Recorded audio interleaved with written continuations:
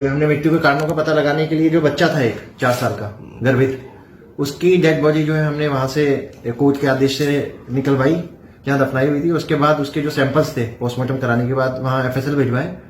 तो एफएसएल में रिपोर्ट में जो हमें मिला वो चौंकाने वाला तत्व मिला कि इसके अंदर बार्बोरेट जो ड्रग्स होता है वो उसके अंदर आ रहा था बच्चे के शरीर के अंदर, जिससे उसकी मृत्यु भी हो सकती थी। तो इसके बाद हमारा शक यकीन में बदल गया कि ये जो है मृत्यु जो है स्वाभाविक नहीं है, ये किसी ने मर्डर करा है इसके अंदर। फिर हमने आगे तफ्तीश अपनी चालू करी गई और आईपीएस जो है प्रशांत किशोर, उनके नेतृत्व में एसएचओ जो हमीरवास हैं और उनकी टीम ने काफी मेहनत इसके अंदर करी और जो जिन पे हमें शक था हमसे उन्होंने पूछताछ चालू करी। तो पता चला कि भूप सिंह पुनिया जो इन बच्चों का बाप था और जो लेडी जिनकी डेथ हुई थी उनका वो जो उसकी दादी थी, उसकी मृत्यु इसी ने इन तीनों की मृत्यु करी है। एक की इसने जो मर्डर करा वो 31 तारीख को किया, एक 13 तारीख को गर्वित का और 28 फरवरी को अनुराग का।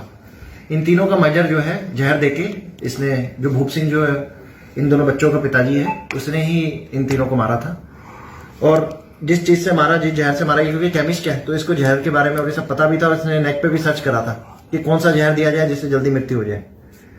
तो इन तीनों का मर्डर इसने करा और ये चीज इसने एक्सेप्ट भी कर ली और ये बता भी दिया कि मैंने ये मृत्यु मर्डर करा है, वो मैंने कौन सा पॉइजन देके करा।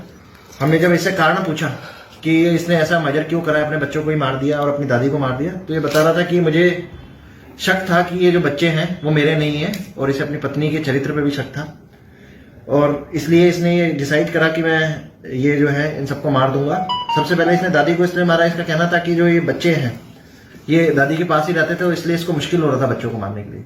तो इसने सबसे पहले दादी की कस्तूरी जो है 31 जनवरी 2024 को उनका मर्डर करा जहर खिला के। फिर 13 फरवरी 2024 को गर्वित का और 28 फरवरी 2024 को अनुराग का। और इसने इसके जो दादा है घर में उन्हें भी मारने का प्रयास किया, लेकिन उन्होंने वो जो दूध में मिला के दिया उन्होंने पिया नहीं, उनको कड़वा लगा। अपनी पत्नी को भी इसका प्लान था मारने का, उसको भी दिया था जहर, लेकिन उसने भी पिया नहीं, उसको कड़वा लगा, उसने भी थूक दिया था। तो इसकी प्लानिंग थी कि घर में जितने भी लोग हैं मैं इन सबका मर्डर कर दूं। तो इसके दिमाग में एक फितूर आ गया कि ये मेरे बच्चे नहीं है, दुनिया में मेरा कोई नहीं है और मैं अकेला रह गया हूं, इसलिए इन सबका इसने मर्डर किया।